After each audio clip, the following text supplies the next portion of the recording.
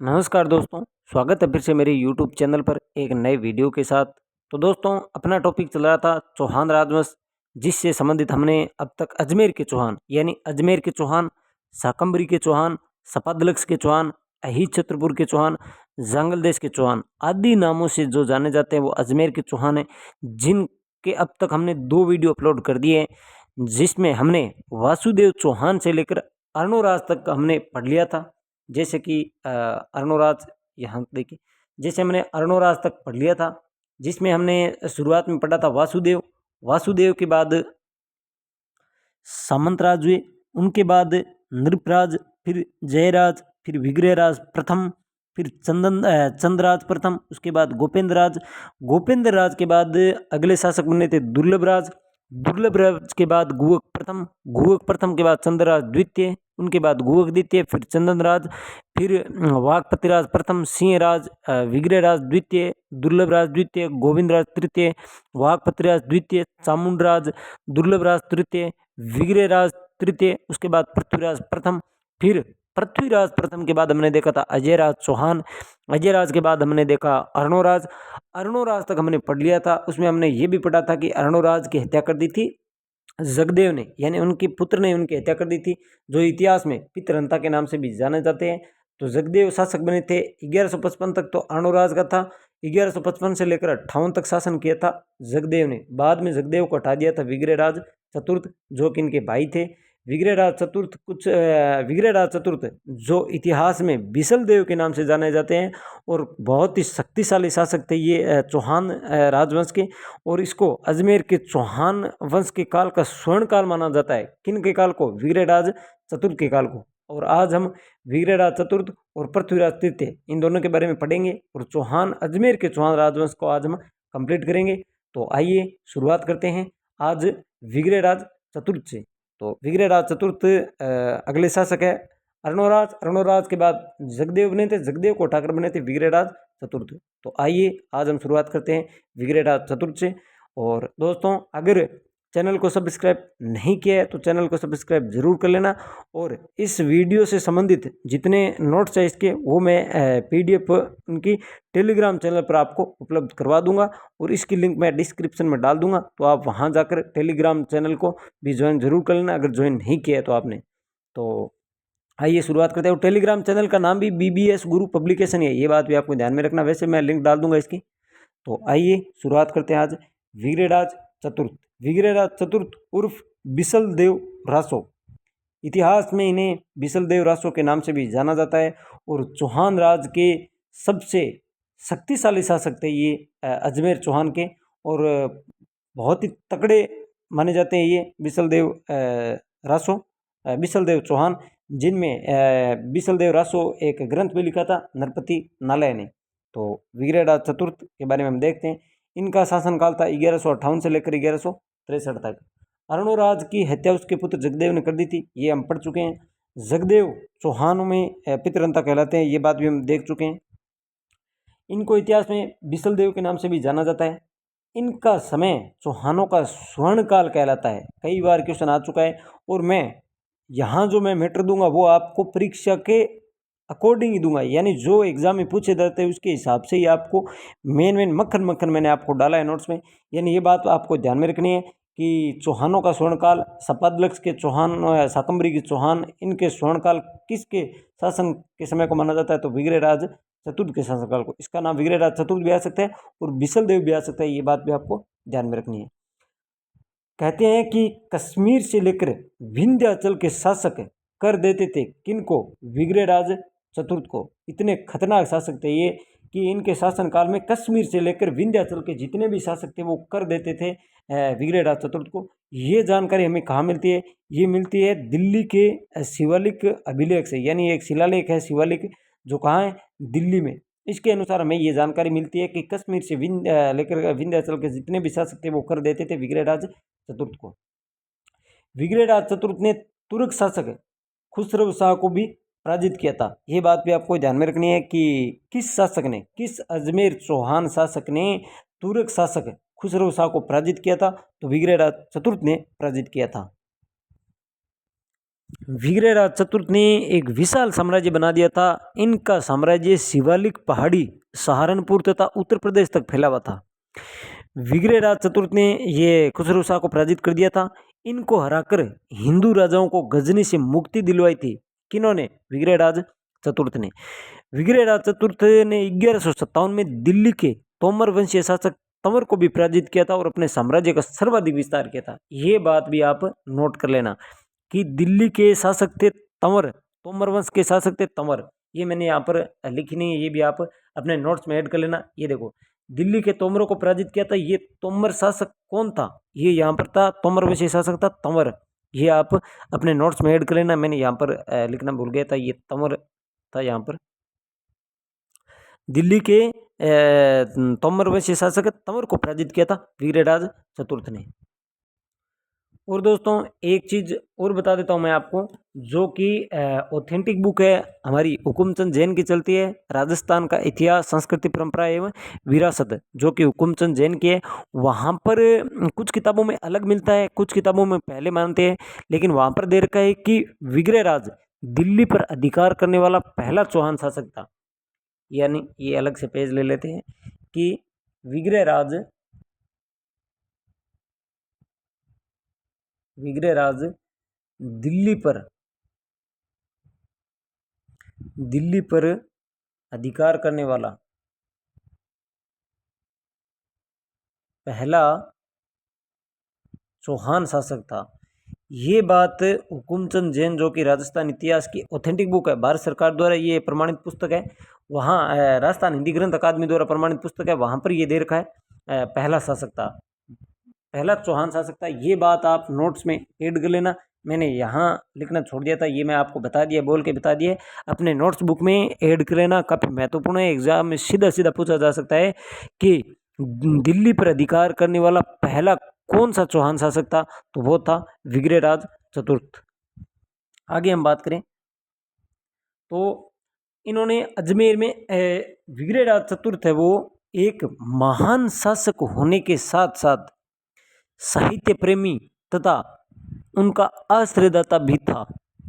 ये इतने महान शासक थे कि शक्तिशाली शासक तो थे ही, साथ में महान राजा होने के साथ साथ एक विद्या प्रेमी थे, आश्रयदाता भी थे, और इनका काल स्वर्ण काल कहा जाता है। इन्होंने कई एक दो नाटक भी लिखे थे और इनके दरबार में कई विद्वान रहते थे, और विद्वानों को आश्रय देने के कारण ही इनको कवि बंधु या कवि बांधव की उपाधि भी दी गई है। ये बात भी आपको ध्यान में रखनी है।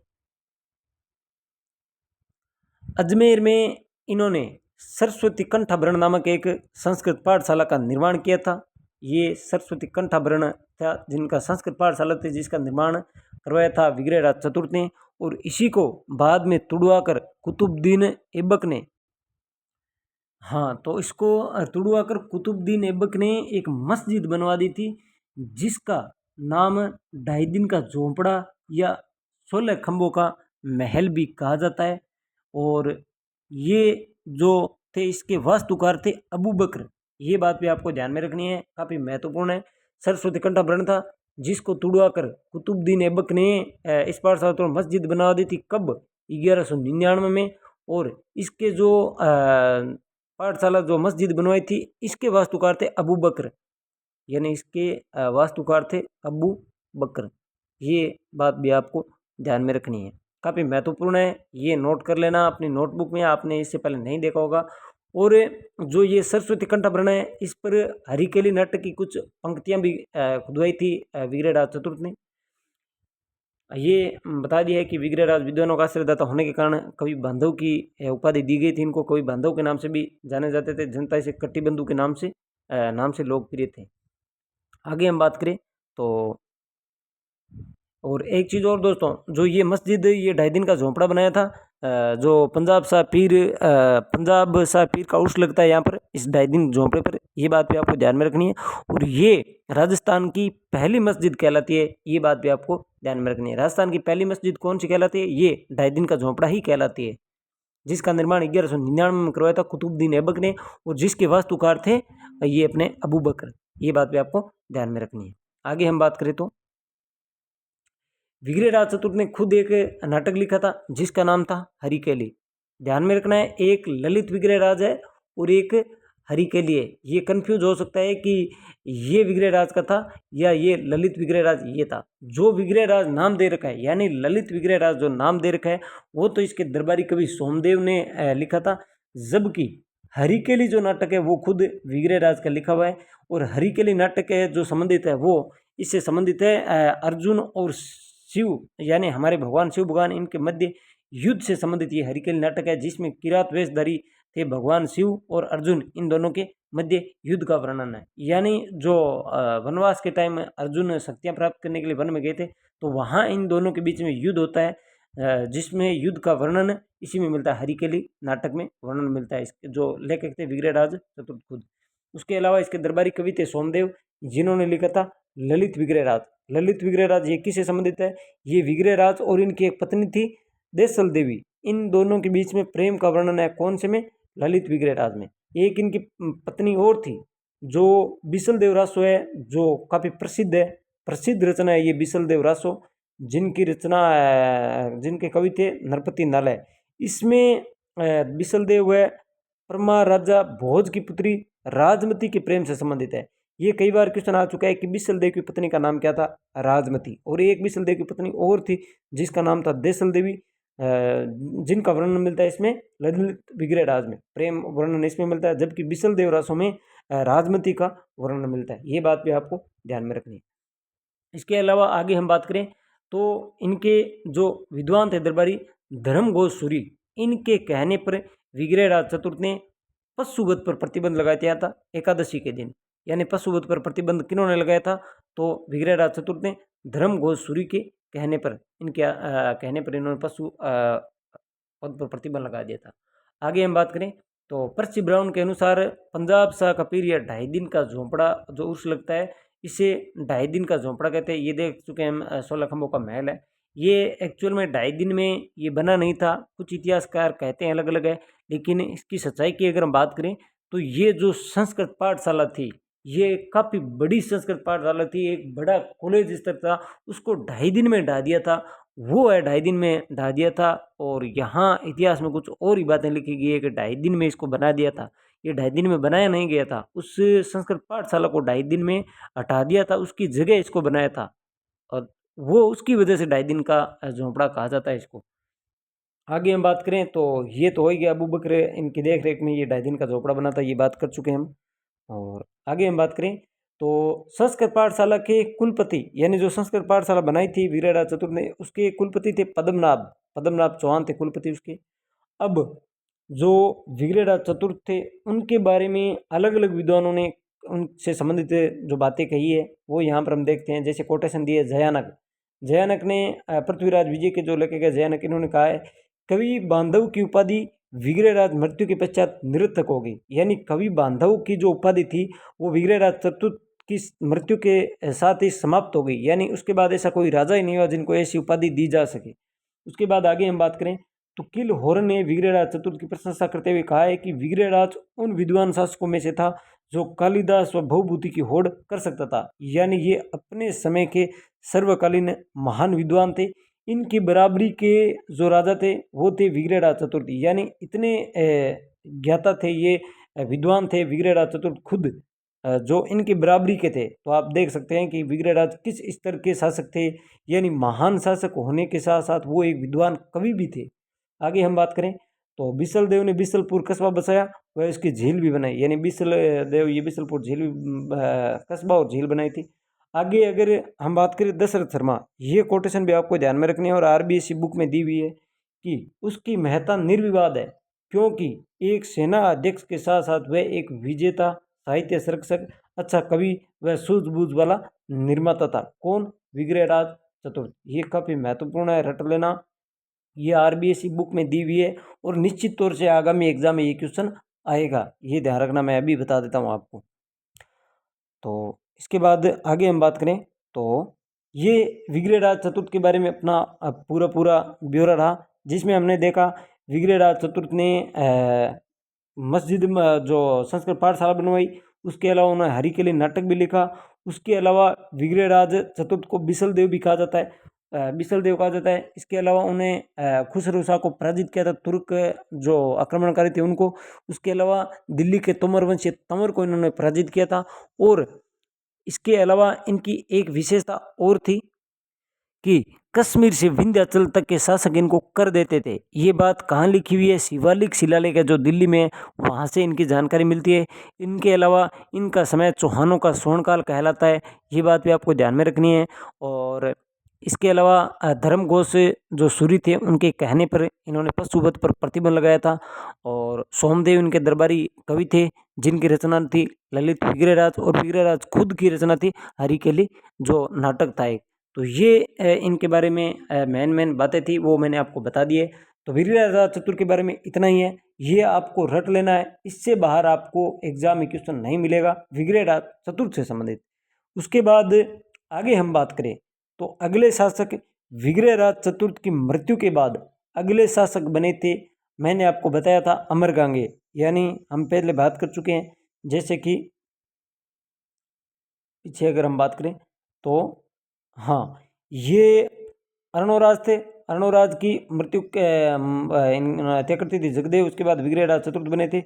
विग्रहराज चतुर्थ की मृत्यु के बाद अगले शासक बने थे अमरगांगे। अमरगांगे को पराजित किया था पृथ्वीराज द्वितीय ने, जो जगदेव के पुत्र थे, ये शासक बने थे। और ये जो निसंतान थे, इनकी मृत्यु के बाद अगले शासक बने थे सोमेश्वर। अब हम बात करते हैं सोमेश्वर के बारे में, जो मैं यहीं बता देता हूँ आपको। सोमेश्वर का शासनकाल 1169 से लेकर 1177 तक माना जाता है। और सोमेश्वर ने कुमारपाल के कोंकण के शत्रु मल्लिकार्जुन को पराजित किया था, ये बात ध्यान में रखनी है आपको। और उसी समय उसने कलचुरी की राजकुमारी कर्पूरी देवी से शादी की थी, और कर्पूरी देवी से ही जन्म लिया था पृथ्वीराज तृतीय और हरिराज। और बाद में इनको 1177 ईस्वी में गुजरात के चालुक्य वंशीय शासक भीमदित्य ने आबू के शासक जैत सिंह की सहायता से इनकी हत्या कर दी थी, यानी 1177 में इनकी हत्या कर दी थी। इसके बाद अगले शासक आते हैं चौहान वंश के इतिहास के सर्वाधिक शक्तिशाली महान खूंखार राजा पृथ्वीराज चौहान, जिसे इतिहास में राय पिथौरा भी कहा जाता है।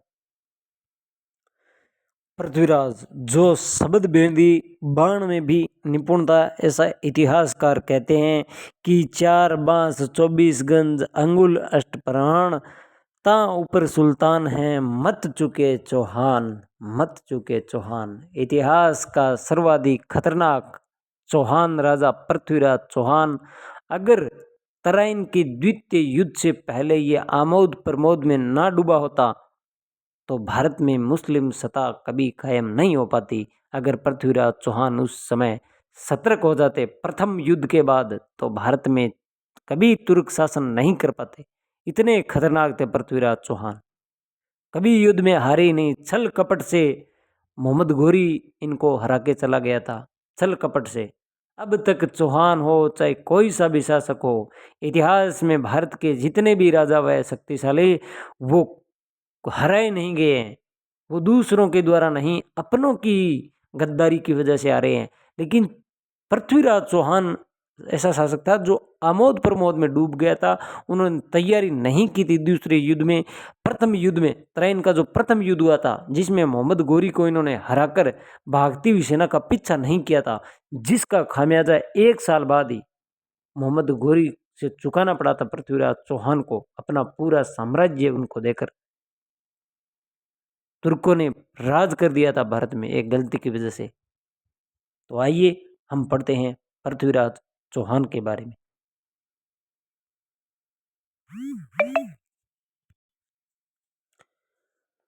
पृथ्वीराज चौहान की जन्म तिथि विवादास्पद है। पृथ्वीराज विजय नामक ग्रंथ के अनुसार पृथ्वीराज का जन्म विक्रम संवत 1223 के ज्येष्ठ मास की द्वादशी को हुआ था। यानी इनका जन्म ईस्वी की अगर हम बात करें तो इससे हम 57 साल निकाले तो इनका जन्म होता है 1100 निकालें। लेकिन कुछ किताबों में जैसे कि विवादास्पद बताया था 1200 1233, कहीं 1223 दे रखा है विक्रम संवत। वैसे अगर कहीं सीधी ईस्वी की बात करें तो 1166 ईस्वी में इनका जन्म माना जाता है। 1166 ईस्वी में इनका जन्म हुआ था अहिलवाड़ा या अहिलपाटन गुजरात में। इनकी माता का नाम था कर्पूरी देवी। इन्होंने इनकी देखभाल की थी और बहुत ही बुद्धिमानी के साथ इन्होंने पालन पोषण किया था व राज्य का संचालन किया था। और जो ये कर्पूरी देवी है ये दिल्ली के जो शासक थे अनंगपाल की पुत्री थी। आगे एक आएगा संयोगिता, तो वो संयोगिता जयचंद की पुत्री थी और वो जयचंद भी जैसे कि ये अनंगपाल है पृथ्वीराज चौहान के नाना, उसी प्रकार इसी अनंगपाल के एक दो हिता और है, वो है जयचंद यानी इन कपूर देवी की कोई बहन होगी जिनका ये जयचंद पुत्र है। इनकी पुत्री होगी संयोगिता और संयोगिता के साथ विवाह कर लेंगे पृथ्वीराज तृतीय, यानी ये इनके वैसे भाई हो गए, मौसेरे भाई है, तो मौसेरे भाई की पुत्री से विवाह कर लेते हैं पृथ्वीराज चौहान तृतीय और इसी वजह से इन दोनों के बीच विवाद हो जाता है और बाद में वो हम आगे देखेंगे। तो अगर हम बात करें तो ये अपनी अल्प आयु में ही शासक बने थे, लेकिन 1177 तक यानी 11 वर्ष की आयु में ये शासक बन गए थे। 1177 में शासक बने थे। तो इनका संचालन किया था इनकी माता थी कर्पूरी देवी और इनके एक मंत्री थे केबास या कदमदास भी कहा जाता है, बहुत ही बुद्धिमान थे वो, उन्होंने संचालन किया था। और इनकी माता भी राजनीतिज्ञ थी। तो इन्होंने प्रधानमंत्री जो थे कदमवास और एक सेनापति थे भुवनमल, ये जो सेनापति है ये ध्यान में रखना है, एक थे भुवनमल और एक केमास और कुछ जगह कदमवास भी मिलता है। इनके साहित्य से राज्य का शासन आसानी से संभाल लिया था कर्पूरी देवी ने। 1 वर्ष तक माता के संरक्षण के बाद 1178 ईस्वी में पृथ्वीराज ने शासन की बागडोर अपने हाथों में ले ली थी।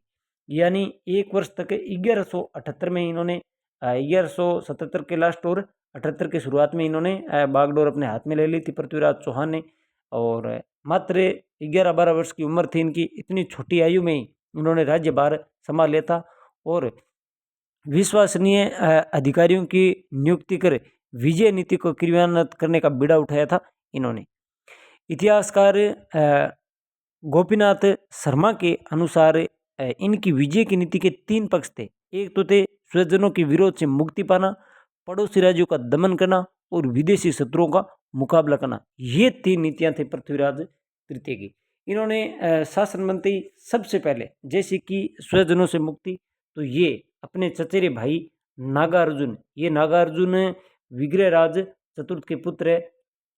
विग्रहराज चतुर्थ यानी बिसल देव, इन्हीं के पुत्र है ये नागार्जुन। और सर्वप्रथम इन्होंने इन्हीं का दमन किया था, नागार्जुन का दमन किया था। कब? 1178 में। और इस युद्ध को गुड़गांव का युद्ध भी कहा जाता है। कहते हैं कि पृथ्वीराज चौहान की गद्दी पर बैठते ही ये विग्रहराज चतुर्थ के जो पुत्र थे नागार्जुन ने उसके अधिकार को चुनौती दी थी। पृथ्वीराज ने अपने सेनापति की देख रेख में एक विशाल सेना नागार्जुन के विरुद्ध रवाना कर दी थी और नागार्जुन के प्रधान केंद्र गुड़गांव को चारों तरफ से घेर लिया था। और यहाँ नागार्जुन का एक सेनापति था जिनका नाम था देवभट्ट, काफ़ी ये योद्धा, शक्तिशाली योद्धा था। इन्होंने डटकर इनका सामना भी किया था, लेकिन पृथ्वीराज चौहान ने इनको पराजित कर दिया था और उनको मार दिया था और नागार्जुन वहाँ से भाग निकला था। लेकिन उसके परिवार के सदस्यों, उनके सैनिक टुकड़ियों को पकड़कर अजमेर लाया गया, वहाँ उन्हें मौत के घाट उतार दिया था। और भविष्य में नागार्जुन का कहीं भी उल्लेख नहीं मिलता है, यानी नागार्जुन का यहाँ से दमन करने के बाद भविष्य में कोई उल्लेख नहीं मिलता है। तो ये हमें ध्यान रखना है कि कब दमन किया था। तो नागार्जुन का दमन किया था 1178 में और ये विग्रहराज चतुर्थ के पुत्र थे। इनका एक सेनापति था देवभट्ट, ये भी ध्यान रखना। पहला दमन यही था पृथ्वीराज चौहान का शासन बनते ही। उसके बाद दमन किया था इन्होंने 1182 में भंडनायकों का। अगला दमन जो था वो भंडनायकों का दमन किया था और इसका उल्लेख मिलता है जिनपति सूरी जो थे कवि, उनके द्वारा एक लेख है, वहाँ पर इनका मिलता है कि इन्होंने भंडनायकों का दमन किया था। आगे हम बात करें तो उसके बाद 1182 में भटनायकों का दमन, सबसे पहले 1178 में इन्होंने नागार्जुन को, उसके बाद 1100 ये अपने 82 में ही इन्होंने किया था इनको भटनायकों का दमन। और 1182 में तुमुल का एक युद्ध हुआ था। तुमुल का जो युद्ध हुआ था, इस युद्ध को महोबा का युद्ध, तुमुल का युद्ध या रात्रिकालीन का युद्ध भी कहा जाता है। ये भी आप अपने नोट्स में ऐड कर लेना। तुमुल का युद्ध, महोबा का युद्ध, मैं यहाँ पर लिख देता हूँ, तुमुल का युद्ध, महोबा का युद्ध, उसके बाद रात्रिकालीन का युद्ध, ये तीनों नाम है इस युद्ध के। तो इसमें हम जैसे कि ये युद्ध हुआ था इसमें, तो यहाँ का शासक था वो परमर्दी देव था। ये जो यहाँ का शासक था तुमुल का, जो युद्ध हुआ था वहाँ का शासक है, जो ये जगह महोबा है, यहाँ का शासक था परमर्दी देव, परमर्दी देव चंदोल। और इनके दो तकड़े खतरनाक सेनापति थे, आलय और उदल, बहुत ही वीर सेनापति थे ये, इनके विश्वसनीय वीर सेनापति थे। ये परमर्दी देव से रूट कर चले गए थे, लेकिन बाद में जैसे पृथ्वीराज चौहान ने इन पर आक्रमण किया, इन्होंने तुरंत इनको वापस बुला लिया था और इन्होंने बड़ी वीरता के साथ पृथ्वीराज चौहान के साथ युद्ध किया था। लेकिन बाद में ये दोनों शहीद हो गए और इस प्रकार पृथ्वीराज चौहान ने ये युद्ध जीत लिया था। तो इनका वर्णन मिलता है, काफ़ी वीर सेनापति थे ये दोनों ही। तो यहाँ इनको मार दिया गया, ये शहीद हो गए और यहाँ पर इनका दमन कर दिया था पृथ्वीराज ने, परमर्दी देव चंदेल को हरा दिया था युद्ध में। तो ये तुमुल का युद्ध हुआ था 1182 में। इसके बाद आगे युद्ध हुआ था गुजरात का युद्ध। ये गुजरात का युद्ध 1184 में, और गुजरात के युद्ध में जो पृथ्वीराज चौहान और दूसरी तरफ थे भीम द्वितीय, भीम द्वितीय। ऐसा कहा जाता है कि एक रानी थी इंचनी देवी, जो आबू की राजकुमारी थी पृथ्वीराज रासो के अनुसार। तो इनमें विवाह को लेकर, यानी इंचनी देवी से विवाह को लेकर पृथ्वीराज चौहान और भीम द्वितीय के मध्य विवाद हो गया था, जिसके कारण ये गुजरात का युद्ध हुआ था, जिसमें बाद में नागौर के शासक थे जगदेव प्रत्यार और इनके मध्य आपसी संबंध होने के बाद ये संधि करवा दी गई थी। इस प्रकार ये युद्ध समाप्त हो गया था। आगे हम बात करें तो ये नागौर का युद्ध हो गया, यही था भाई जो जगदेव वाला था वो, ये भीम द्वितीय और पृथ्वीराज, यहाँ एक शासक थे जगदेव, जगदेव प्रत्यार, उनकी मध्यस्थता के कारण बाद में ये संधि हो गई थी, जगदेव प्रत्यार इनकी संधि हो गई थी। ये मैंने बता दिया आपको कि इंचनी देवी जो आबू की राजकुमारी थी, तो विवाह को लेकर विवाद हो गया था भीम द्वितीय और पृथ्वीराज तृतीय के बीच में, ये इंचनी देवी की वजह से। ये आपको आरबीएससी बुक में दिया हुआ है, ये बात आपको ध्यान में रखनी है और अपने नोट्स में अच्छी तरीके से ऐड कर लेना। और अगर नोट्स में ऐड नहीं कर पाओ तो ये पीडीएफ आपको मिल जाएगी टेलीग्राम से, वहाँ से आप डाउनलोड करके इसकी पीडीएफ निकाल लेना। उसके बाद आगे हम बात करें तो सहयोगिता विवाद, जैसे कि मैंने आपको पहले बता दिया था कि दिल्ली का जो शासक था अनंगपाल, अनंगपाल के एक पुत्री थी कर्पूरी देवी, कर्पूरी देवी का विवाह सोमेश्वर से हुआ था और सोमेश्वर से दो पुत्रों की हुई थी, एक थे पृथ्वीराज तृतीय और एक थे हरिराज।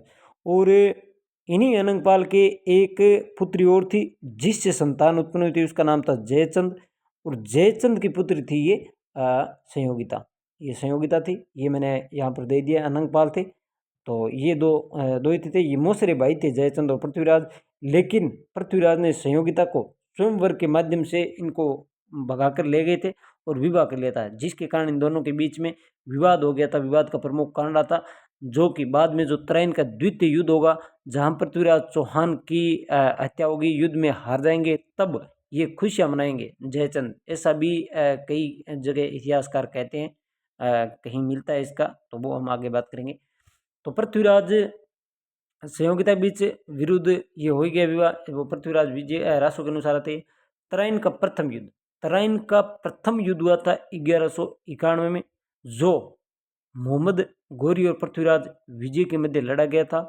और गौरी वंश के जो गयासुद्दीन गौरी का ये छोटा भाई है, जो गजनी का गवर्नर था मोहम्मद गौरी। और तराइन के प्रथम युद्ध में जो पृथ्वीराज चौहान से युद्ध करने आते हैं मोहम्मद गौरी, इनको बुरी तरीके से पराजित किया था पृथ्वीराज चौहान ने, जिसमें पृथ्वीराज चौहान के साथ जो अन्य सेनापति थे वो भी मैं आपको बता देता हूँ।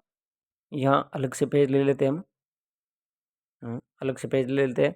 तो तराइन का प्रथम युद्ध हुआ, तराइन का प्रथम युद्ध।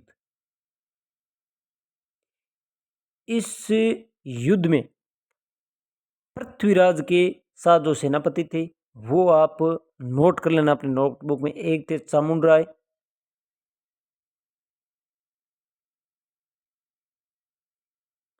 दूसरे थे खांडे राय और तीसरे थे गोविंदराज।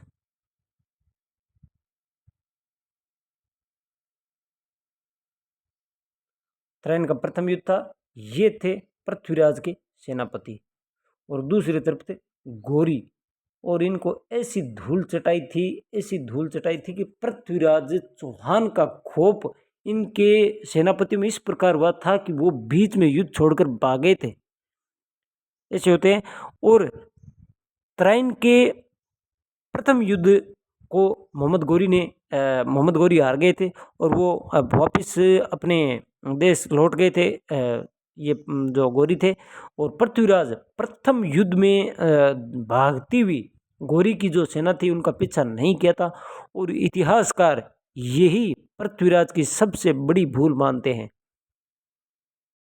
अगर ये भूल पृथ्वीराज चौहान नहीं करते तो इतिहास में हमारा इतिहास कुछ और ही होता, ये प्रमुख इतिहासकार कहते हैं।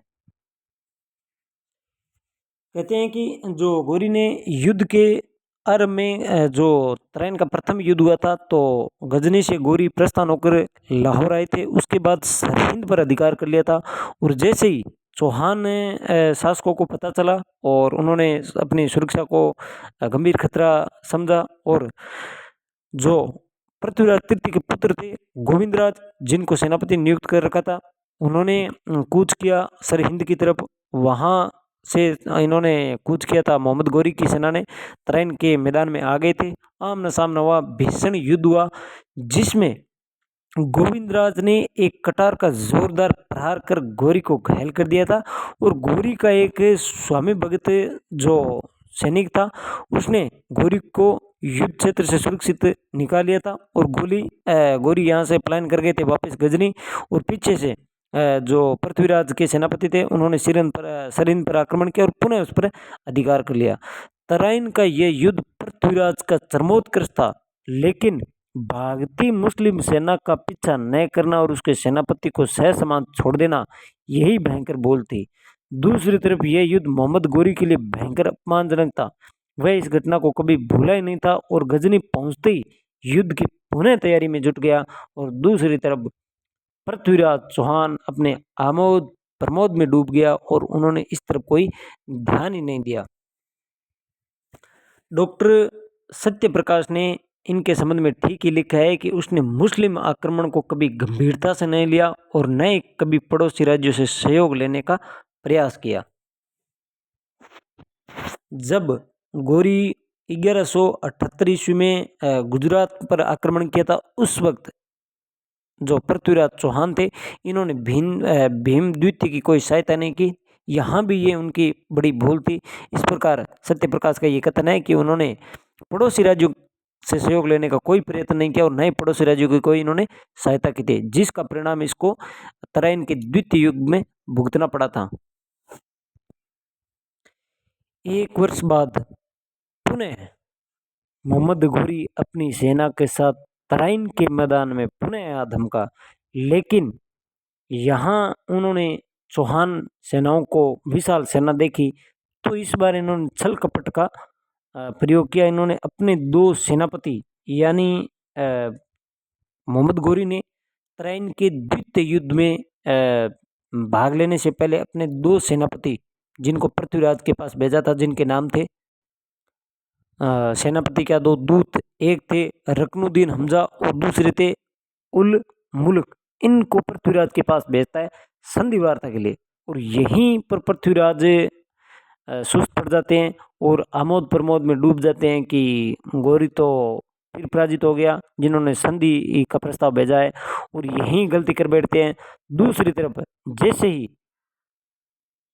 गौरी इनको देखता और एक रात्रि में अचानक पृथ्वीराज की सेना पर आक्रमण कर देता है। चारों तरफ से आक्रमण से सेनाओं में खलबली मच जाती है, इधर उधर भागते हैं और पृथ्वीराज चौहान को कहते हैं कि भागते हुए पृथ्वीराज चौहान को सिरसा के पास पकड़ लिया जाता है और इनको बंदी बना लिया जाता है।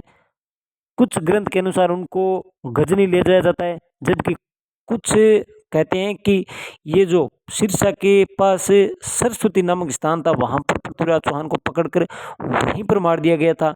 लेकिन कुछ इतिहासकारों का मत है कि उनको गजनी ले गए थे। चंद्रबरदाई रासो जो इनकी पृथ्वीराज रासो जो कि चंद्रबरदाई की लिखी हुई है, उनके अनुसार वो गजनी ले जाते हैं। वहाँ पर शबद वेदी बाण होता है, जिसमें जो शबद वेदी बाण होते हैं उसके अनुसार वो गजनी मोहम्मद गौरी को मार देते हैं। फिर चंद्रबरदाई और ये पृथ्वीराज दोनों आपस में अपनी कटार से हत्या कर लेते हैं। ये जिक्र मिलता है कहीं पर इतिहास में, लेकिन कुछ इतिहासकार कहते हैं कि वहीं पर इनको सिरसा नामक स्थान पर ही मार दिया गया था। पृथ्वीराज तृतीय के बारे में कुछ मत है, जैसे कि मिनहाज ए सिराज जिनकी रचना तबाकत नासिर है, उसके अनुसार युद्ध के दौरान ही पृथ्वीराज मारे गए थे। जबकि हसन निजामी थे जो ताजुल मासिर के अनुसार गौरी पृथ्वीराज को बंदी बनाता है और गजनी ले जाता है। ये बात भी चंद्रबरदाई भी कहते हैं कि वो गजनी ले गए थे, जहाँ पर शबद वेदी बाण जो मैंने आपको बताया था कि 2 कोस वाली वो बात हुई थी वहाँ पर ले जाके, और इस प्रकार घोड़ी को भी उन्होंने वहाँ पर मार डाला था और खुद ही अपने हत्या कर ली थी। तो ये पृथ्वीराज चौहान के बारे में थे। इसके अलावा अगर हम बात करें तो आगे हम नोट्स में देख लेते हैं। जैसे ये प्रथम युद्ध हो गया, उसके बाद त्रैन का द्वितीय युद्ध हुआ था कब, 1192 में। पहला युद्ध 1191 में। ये युद्ध निर्णायक युद्ध था और इस युद्ध के पश्चात ही भारत में मुस्लिम साम्राज्य की नींव पड़ी थी। ये नींव थी इस युद्ध के बाद, किस युद्ध के बाद, त्रैन के द्वितीय युद्ध के बाद। आगे हम बात करें तो नाट्यरंभा ये एक घोड़े का नाम है जो नाचने वाला घोड़ा था। और पृथ्वीराज विजय के पृथ्वीराज ये जो तृतीय थे, इनके दरबार में विद्वान भी थे, जैसे जयानक, विद्यापति गौड़, वागीश्वर, जनार्दन, आशाधर और चंद्रबरदाई, जिसको विश्व रूप भी कहा जाता है। ये भी आपको ध्यान में रखना है। और पृथ्वीराज रासो जो अपूर्ण रह गया था, जिसको पूरा किया था जलाहण ने, ये भी आपको ध्यान में रखना है। और कला साहित्य विभाग की स्थापना की थी पृथ्वीराज चौहान ने अजमेर में, जिसके प्रथम अध्यक्ष थे पद्मनाभ। ये भी आपको ध्यान में रखना है। आगे हम बात करें तो पृथ्वीराज का भाई हरिराज जो पृथ्वीराज के पुत्र गोविंदराज को भगा देता है, यानी तराइन के युद्ध के बाद कुछ समय के लिए गोविंदराज ये यहाँ का शासक बनता है। लेकिन ये हरिराज जो पृथ्वीराज तृतीय का भाई था, इन्होंने इनके पुत्र को हटा दिया और यही गोविंदराज आगे चल के रणथंभौर में चौहान वंश की नींव डालेंगे 1194 में। और एक चीज़ और, मोइनुद्दीन जो चिश्ती थे, चिश्ती संप्रदाय संबंधित थे, ये पृथ्वीराज के समय ही भारत आए थे। ये भी आपको ध्यान में रखना है। आगे हम बात करें तो कुछ ग्रंथ है जो इनमें दिए हुए हैं, कुछ खास बातें ये भी ध्यान में रखना है कि पुरातन प्रबंध संग्रह के अनुसार पृथ्वीराज की पराजय पर जयचंद ने खुशियां मनाई थी। ये आरबीएससी बुक में दी हुई है पुरातन प्रबंध संग्रह के अनुसार। ये आपको ध्यान में रखना है। ये मेन बातें जो आरबीएससी बुक में दी हुई है। उसके अलावा जो सहयोगिता थी उसके बारे में जो दिया हुआ है, कुछ मानते हैं कुछ नहीं मानते हैं। तो आर.एस. त्रिपाठी, गौरी शंकरोजा, विश्वेश्वरनाथ रेऊ ये संयोगिता के प्रेम खान को अस्वीकार करते हैं, यानी अस्वीकार करते हैं। जबकि दशरथ शर्मा जो कि अर्ली चौहान डायनेस्टीज में संयोगिता को जो घटना थी वो स्वीकार करते हैं। उसके अलावा पृथ्वीराज को सिरसा के पास सरस्वती नामक स्थान पर बंदी बना लिया था, ये मैं आपको बता चुका हूँ। आगे हम बात करें तो ये इतना पृथ्वीराज चौहान के बारे में था, इतना ही है इसमें पृथ्वीराज के चौहान के बारे में।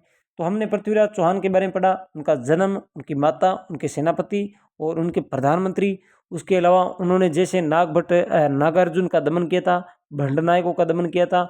उसके अलावा महोबा के जो परमार्दी शासक थे उनका भी दमन किया था। और जो मोहम्मद गौरी थे उनका भी इन्होंने एक बार दमन किया था, लेकिन तराइन के द्वितीय युद्ध में ये मारे गए थे। और इस प्रकार ये पृथ्वीराज चौहान के बारे में महत्वपूर्ण बातें हमने यहाँ पर रखी। तो वीडियो दोस्तों कैसा लगा? और हाँ, अजमेर के चौहान हरिराज जो ये पृथ्वीराज चौहान के भाई थे, इसी के साथ अजमेर चौहानों की ये जो अजमेर चौहान थे वो सत्ता समाप्त हो जाती है। तो अजमेर के चौहान का अंतिम चौहान शासक था ये हरिराज था, ये पहले मैं बता चुका हूँ। तो यहाँ अजमेर के चौहान पूर्ण होते हैं। उसके बाद हम आगे जो चौहान जालोर के चौहान हैं उससे संबंधित वीडियो पढ़ेंगे। उससे पहले हम चौहान से संबंधित, अजमेर के चौहान से संबंधित जितने भी क्वेश्चन है उसका वीडियो मैं अलग से लाऊंगा। तो चौहान वंश से जितने संबंधित क्वेश्चन बनेंगे उसका वीडियो अलग से डालूंगा। तो वीडियो कैसा लगा कमेंट करके ज़रूर बताना। मिलते हैं नेक्स्ट वीडियो में एक नए टॉपिक के साथ, तब तक के लिए धन्यवाद दोस्तों।